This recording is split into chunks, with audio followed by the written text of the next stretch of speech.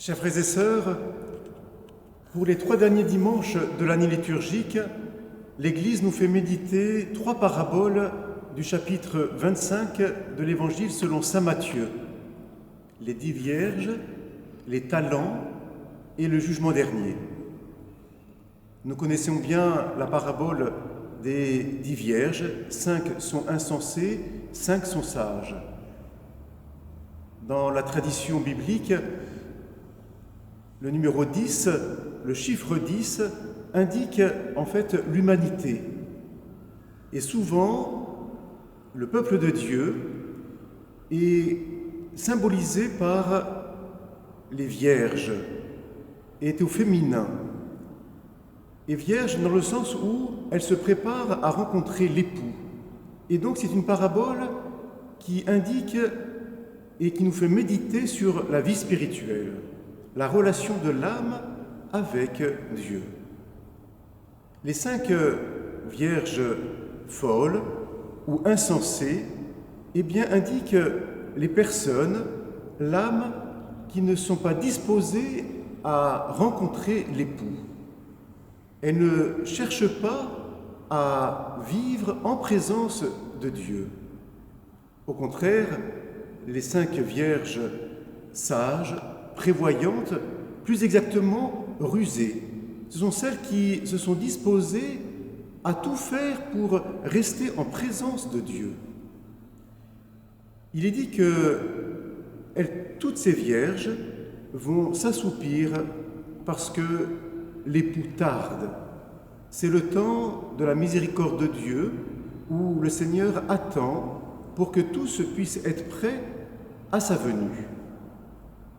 Et au milieu de la nuit, il y a ce cri « Voici l'époux ». Et c'est là où la parabole nous gêne, parce que nous sommes habitués à partager les dons que nous avons. Or, ici, c'est impossible de partager l'huile qui est nécessaire pour que les lampes restent allumées. Dans le Cantique des Cantiques, il est dit ceci, au chapitre 1, verset 3. « L'arôme de tes parfums est exquis. Ton nom est une huile qui s'épanche. C'est pourquoi les jeunes filles t'aiment. L'huile, c'est le nom du bien-aimé. C'est sa présence vivante et efficace dans notre vie. Et cette huile, effectivement, ne peut pas être partagée. Je peux partager ma foi, je peux témoigner de ma foi, mais cette relation vivante que j'ai avec Dieu, je ne peux pas la vivre avec une autre personne. Et c'est en cela où les vierges sages, eh bien, ne peuvent pas partager l'huile qu'elles ont. Alors on peut se poser la question, mais comment faire en sorte que j'ai toujours de l'huile? L'huile qui est le symbole justement du nom de Jésus. L'huile qui guérit, l'huile qui nourrit, l'huile qui nous permet d'échapper à l'ennemi. Eh bien, nous pouvons retenir 5 points pour alimenter justement notre amour vis-à-vis de ce nom qui est Jésus. C'est Jésus qui est l'époux de l'Église, l'époux de nos âmes. Tout simplement, eh bien, dans un premier temps, c'est de prier. Prier, prendre du temps durant ce temps de confinement, eh bien, pour alimenter notre amour vis-à-vis de l'époux. Et notamment, prier, mais avec peut-être insister sur la prière de louange. Oui, nous sommes heureux que l'époux vienne à notre rencontre. Le deuxième point qui permet d'alimenter justement notre lampe intérieure, c'est-à-dire notre foi au nom divin de Jésus, eh bien, c'est la méditation de la parole de Dieu.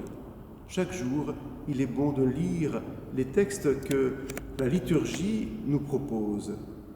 Le troisième point, c'est peut-être, comme je vous l'ai signalé dimanche dernier, c'est lire une vie de saint.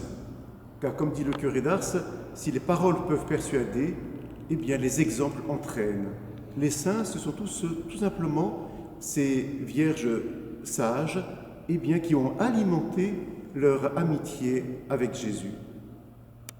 Le quatrième point, eh bien, c'est tout simplement, peut-être durant ce temps de pénitence, ce temps où on se prépare à cette fin d'année liturgique, eh bien de célébrer le sacrement de la réconciliation.